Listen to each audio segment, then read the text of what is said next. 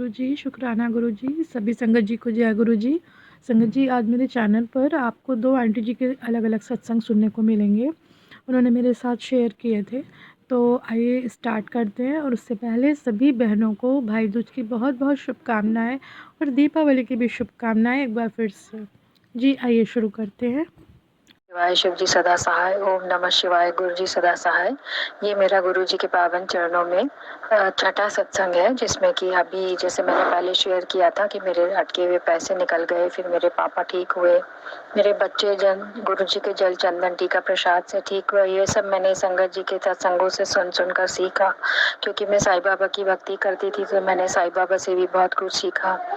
और अभी जैसे कि मैं दिवाली आ रही है, तो मैं डर रही थी कि गुरुजी, मैं और मेरी दोनों बेटियां के लिए हम सफाई कैसे करेंगे, क्योंकि एक्सीडेंटों चोटों से अभी आपने मुझे बचाया, इतनी मेरी सुरक्षा की, तो अब मेरे अंदर डर डर के पिछले 1-1.5 महीने से हिम्मत नहीं बची कि मैं घर की सफाइयाँ करूं। प्लस थोड़ा बैक पेन का दिक्कत ये जो रहता है। मैं सोचते बैठी हुई थी, थर्सडे साईं बाबा की मैं पूजा भी करके आई, तो जैसे ही आकर घर में बैठी तो मेरे जो मकान मालिक हैं वो कार से आई और तुरंत मेरी दीवार में एकदम से उनकी गाड़ी भड़ाक से आके भिड़ी और मेरा कांच, दीवार के पास जो खिड़की है उसमें से कांच टूट गया। और नीचे में उसी के ठीक पीछे मेरा मंदिर, जिसमें मेरे गुरुजी की फोटो भी स्थापित है और सारे मेरे भगवान हैं।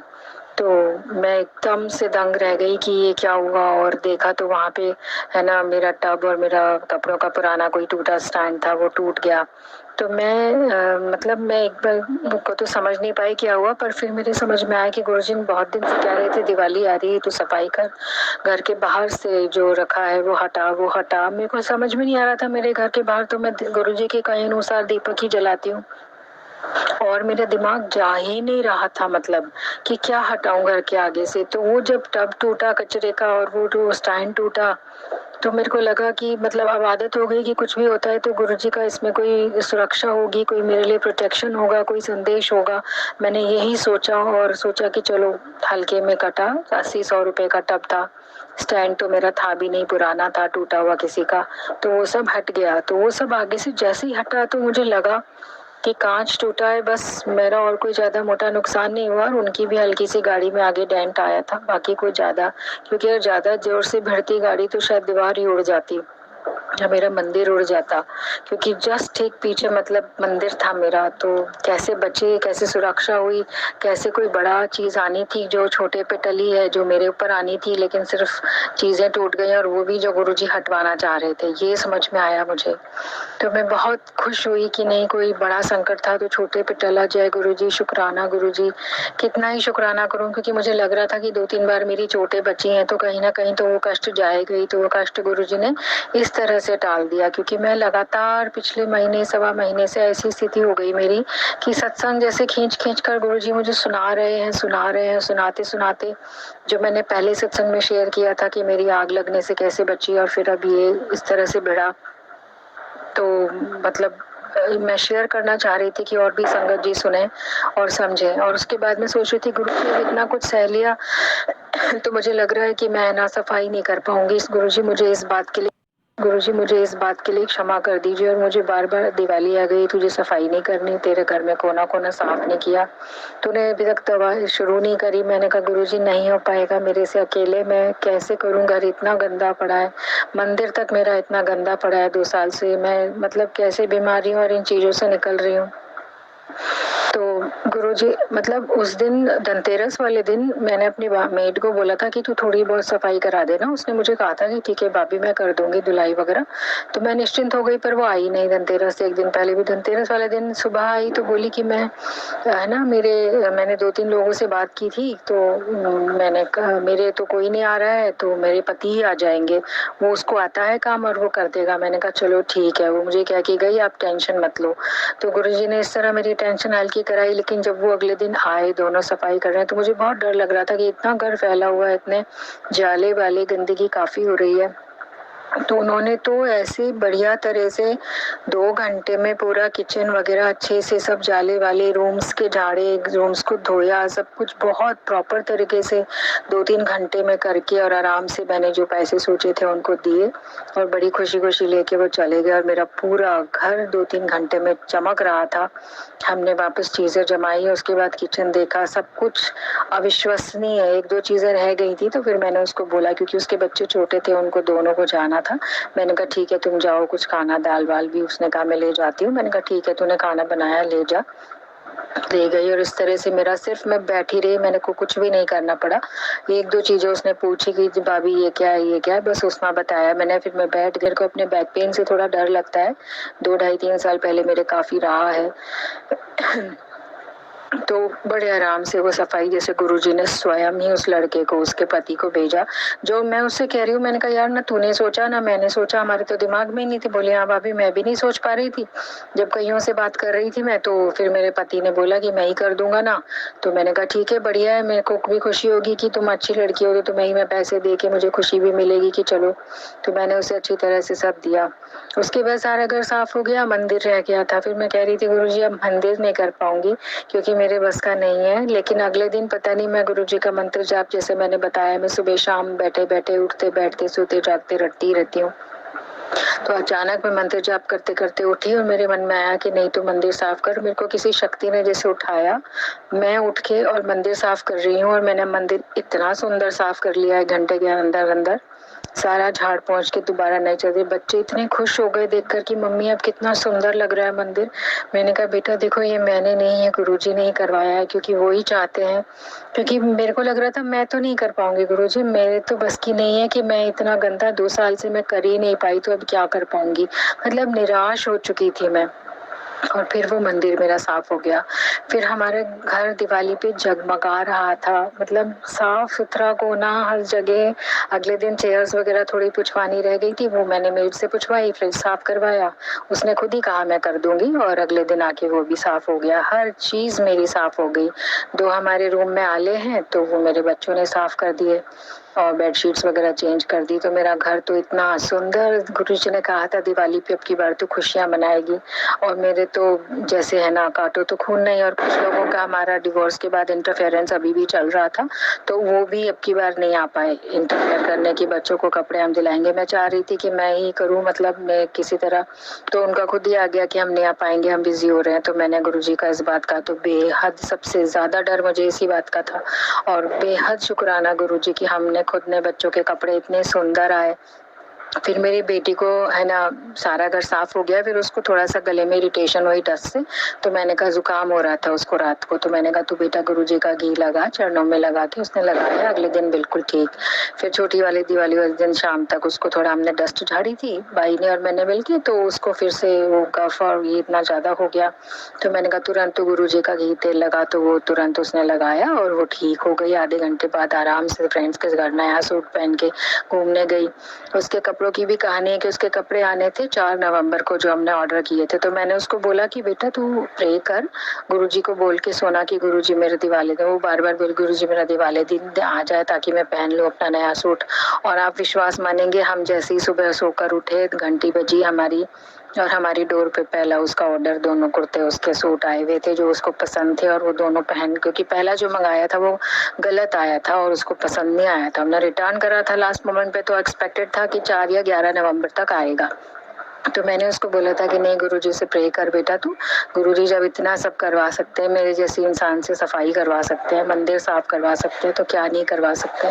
तो एक बार पहले भी एक मेरा मावस में मुझे कोई चीज मंदिर में चढ़ाने की चाहिए थी, तो वो मेरी भी तभी भी गुरुजी मेरे जब जीवन में नए नए आए थे, तो उन्हीं की कृपा से उस वक्त मेरा वो ऑर्डर भी आ गया था जो मैं चढ़ा पाई थी। मुझे कुछ शंख चढ़ाने थे मंदिर में, तो वो मेरे आ गए थे। तो मैंने उसे याद दिलाया कि मेरा भी ऑर्डर एक दिन अनएक्सपेक्टेड आया था। तो हम दिवाली वाले दिन उसके कुर्ते आए और वो इतनी खुश हुई उन्हें पहनकर ही मनाई फ्रेंड्स के साथ। 2 दिन बाद थोड़ा सा मेरा मूड खराब हुआ था दिवाली वाले दिन, क्योंकि कुछ बातें जो पारिवारिक होती हैं, कुछ चीजें मुझे याद आ रही थी पुरानी, तो पता नहीं मेरे बुद्धि पे क्या हुआ क्या नहीं हुआ। लेकिन गुरुजी के कहे अनुसार, जैसा मैं सत्संग में सुनती चली जा रही थी कि कैसे दीपक जलाने हैं, 7 दीपक जलाने हैं, फिर 2 जलाने हैं धनतेरस को, फिर घी के 7 और तिल्ली के तेल के 2, फिर तिल्ली के तेल के 3 बढ़ाने हैं, फिर 5 दिवाली वाले दिन। इस तरह से मैं लगातार आज धन पूजा तक करती आ रही हूँ। आज मैंने 2 दीपक जलाए और 5 जलाए, तो घर में बड़ी सुख शांति महसूस हो रही है। घर में इतना आनंद आ रहा है, जिस घर में हम लोगों को लगता था बैठ नहीं पाते थे, घबराहट होती रहती थी, तो गुरुजी ने एकदम जैसे पता नहीं क्या जादू की छड़ी फेर दी। मुझे सच में ये मैजिक सा लग रहा है। मैंने बच्चों को 10 बार बोला कि बेटा ये तो गुरुजी का कृपा है, हमारे तो बस की नहीं था। उसके कुर्ते आ गए, फिर वो पटाखे भी हम चाह रहे थे हम अपनी मर्जी से लाए, रिश्तेदारों के इंटरफेरेंस से नहीं, तो वो भी अपनी मर्जी से आ गए और लेके आके बच्चों ने फुड़ाए, हमने गरीबों में भी बांटे। खैर वो तो खैर मैं करती ही हूँ, साईं बाबा ने जैसे मुझे सिखाया है। फिर मैं माता काली के मंदिर जाना चाह रही थी, तो वो भी मैं जा पाई उस दिन। मेरी बड़ी इच्छा थी कि मैं जो जैसे कि पूज्य गुरुदेव जी प्रदीप मिश्रा जी बताते हैं कि पीपल के पेड़ के नीचे या कहीं पे या बेलपत्री के पेड़ के नीचे या आंवले के पेड़ के नीचे दीपक जलाने हैं 3, कोई जलाने हैं 3, कोई से भी एक के नीचे दिवाली वाले दिन। तो वो भी मेरे को वहां जाकर याद आ गया और मैं उन्हें जला पाई। तो मैंने उस वक्त भी गुरुजी का शुक्राना किया कि मुझे कैसे शिव पूजा में लगाया आपने और कैसे चीजें मुझे गुरुजी मिले, कैसे मैं यहाँ तक पहुंची, जो मेरा मतलब मेरा तो जीवन ही नहीं है इसके बिना। मेरी दिवाली ऐसी हो सकती है, मैंने कभी सोचा ही नहीं था, वो भी अकेले। मैं हर दिवाली पे निराश और हताश होकर बैठ जाया करती थी गुरुजी के आने से पहले कि मेरे से नहीं होगा, मेरे बैक पेन इतना है और बच्चे क्या क्या करेंगे अकेले। लेकिन अब की बार जो चमत्कार हुआ वो तो अविश्वसनीय है, सच में अविश्वसनीय है। तो और मेरी बेटी को 2 बार गला खराब और ये सब हुआ, तो मावस पे थोड़ा बहुत हो जाता है, वो भी उसका बिल्कुल ठीक हो गया गुरुजी के घी से। उसने दिवाली बहुत मजे से मनाई और कल दिवाली के अगले दिन 1 तारीख को तो मतलब मैं कभी बच्चों के साथ पटाखे फुड़ा नहीं पाती थी, मुझे थोड़ा सा अपने हस्बैंड का मिसिंग लगता था, लेकिन बच्चों ने मुझे कहा, फिर मैंने इनिशियली तो मना किया, फिर मैं चली गई और मैंने भी पटाखे एंजॉय करे। तो ये भी बहुत ही ये विश्वसनीय बात है कि मैंने उठ के पटाखे फुड़ाए बच्चों के साथ और एंजॉय किया, और सिर्फ हमारा मतलब कांच टूटा खिड़की का, और कोई ज्यादा नुकसान, मेरे पास कोई भी ऐसी चीज नहीं है कि मेरी बीमारी दवाइयाँ कुछ हुआ हो, कुछ भी नहीं हुआ। गुरुजी ने कहा था कि दिवाली पर तू अब की बार ऐश करेगी, और लिटरली मैं बैठे बैठे ऐश ही कर रही हूँ। मिठाई वगैरह भी बच्चे लाए तो हमारी पसंद की थी, वो हमने खाई। बस कल रात को थोड़ा सा मेरा सिर में दर्द हुआ तेज, तो मैंने कहा लगा कि हाँ जो गुरुजी का 90% 10% वाला है, तो 90% तो ले रहे हैं गुरुजी। पूरी दिवाली मेरी अच्छी निकल गई। बस अगले दिन रात को यानी कि कल रात को मेरे सर में बहुत तेज दर्द हुआ, तो मैंने गुरुजी को याद करके दवाई खाई और अपने पाप कर्मों की क्षमा मांगी। जैसा कि मैं ज्यादातर बैठे बैठे कोशिश करती हूँ कि मैं ये फोकस और कॉन्सेंट्रेट, क्योंकि साईं बाबा में हमारे पहले पूजा पाठ में भी हमने इतने साल यही सीखा कि हमारे कुछ पिछले जन्म के कर्म होते हैं, और जो मैंने शिव जी की पाठ स्तुति में सुना है और दुर्गा स्तुति माँ की सुनी, वो सब सुना, तो मुझे काफी ऐसे लगा कि मेरे भाव जैसे भगवान ने स्वयं आकर मेरे जीवन में शुद्ध कर दी और मुझे शुद्ध बना दिया। और आज एक अविश्वसनीय चीज हुई कि मैं गोवर्धन पूजा जैसे मंदिर में करके आई, तो उसके बाद मेरी काफी महीनों से इच्छा थी कि भाई जैसे हमारा डिवोर्स हो गया और उसके बाद गलत फहमियां दूसरों के ब्लैक मैजिक की वजह से, तो किसी तरह से एक बार मेरी बात हो जाए। तो मेरे हस्बैंड मेरे से बात नहीं कर रहे थे, लेकिन अभी 2 घंटा पहले जब उनका फोन आया, बच्चों से ही बात करते हैं, तो मैंने उठा लिया और मैंने 1-2 बार पहले भी कोशिश की पर वो इंटरेस्टेड नहीं थे। पर अब की बार बात हुई, उनकी तबीयत खराब हो रही, तो मैं प्रे कर रही थी गुरुजी से कि अभी आपके बारे में बता तो नहीं सकती, इन लॉज वगैरह मानेंगे नहीं, वो सोचेंगे मैं पता नहीं क्या टोना टोटका कर रही हूँ, तो मैं एक बार बात से या कैसे भी करके। तो मैंने पूछा आपकी तबीयत कैसी है, बोले बच्चे कहाँ है, मैंने कहा यहीं तक गए हैं, आपकी तबीयत कैसी है, आप थोड़ा आराम है। और बस इस तरह हमारी 1-2-4 स्टेटमेंट्स की बात हुई, लेकिन स्टार्ट हुई। तो मैंने गुरुजी का इतना शुक्राना किया कि गुरुजी आप नहीं होते तो ये भी नहीं हो पाता। आज मैं लिटरली मैं त्योहार वाले दिन बिल्कुल अकेले परेशान थी, जो चीजें हमारे बीच में गलतफहमियां दूसरों की वजह से हुई, जिसकी वजह से मुझे गुस्सा भी आया, लेकिन फिर मैंने कंट्रोल किया। और दिवाली से 1 दिन पहले मेरे गुस्से की वजह से मेरी छोटी बेटी भी थोड़ी निढाल सी हो गई थी, फिर अगले दिन वो ठीक हो गई। मैंने गुरुजी से प्रार्थना की कि इस बच्चे की क्या गलती थी, पता नहीं पूरा गुस्सा सब कुछ इसने सुना पर आज जब हस्बैंड से बात हुई, मैंने पूछा तबीयत कैसी, बोले हाँ पहले से आराम है, बच्चे कब आएंगे। मैंने कहा अभी यहीं तक गए हैं, मैं बात कराती हूँ। बोले नहीं नहीं बात करना अभी, क्योंकि उनको दूसरी शादी वगैरह में शायद फंसा दिया गया है, तो वो सिचुएशन बहुत ऑड हो जाती है। लेकिन फिर भी उन्होंने अच्छे से बात की और बोले कि है ना ठीक है बच्चे आएंगे तब बात करा देना। मैंने भी बोला अपना ध्यान रखना, मेरे को भी हुआ था बैक पेन, तो बिल्कुल मैं उठना बैठना मैंने सब चीज़ें छोड़ दी थी, ये सब किया था मैंने पिछले 100-2.5 साल से। बोले हाँ अच्छा नहीं उठाऊंगा, तो बड़ा अच्छा लगा मुझे। गुरुजी ने मंत्र भी बताया था जो अभी सत्संग में सुन के मैंने सीखा था। गुरुजी का मंत्र जाप तो है ही साथ में, कर्पूर गौरम करुणावतारम संसार सारम भुजगेंद्रहारम सदा वसंतम हृदयारविंदे भवम भवानी सहितम नमामि। उसके आगे वो आता है ना, उसमें मंगलम भगवान शंभो, मंगलम ऋषभ ध्वज, मंगलम पार्वती नाथो, मंगलाय तनोहरि। इसमें फिर विष्णु भगवान का ही ये सेम मंत्र भी है। उसके बाद अम्बा गौरी माता का मंत्र, सर्व मंगल मांगल्ये शिवे सर्वार्थ साधिके शंभके त्र्यंबके गौरी नारायणी नमोस्तुते। और ओम जयंती मंगला काली भद्रकाली कपालिनी दुर्गा क्षमा शिवा धात्री स्वाहा स्वधा नमोस्तुते। तो मैं ये सारे मंत्र लगातार जैसे तोते की तरह रट रही थी, सोते बैठते उठते जागते लगातार लाइन से, और हमारी चांटिंग चलती है हैप्पीनेस के लिए। तो वो सारे मैंने काफी एफर्ट्स और उपाय करे थे, क्योंकि हमारे को पहले भी किसी ने बताया था शनि राहु केतु वगैरह काफी खराब थे, अकाउंट वो सब खराब था, इसीलिए ग्रह खराब थे और इसीलिए सारी चीजें होती तो अपने कर्मा से लिंक्ड ही हैं, लेकिन उसे ठीक करने के लिए किस तरह से लगी हुई हूँ। तो गुरुजी ने आज उसका मुझे फल दिया, और मेरे पास मैसेजेस भी उनके आए कि वो तेरी अब कदर करेगा, वो तेरे पास खुद चल के आएगा।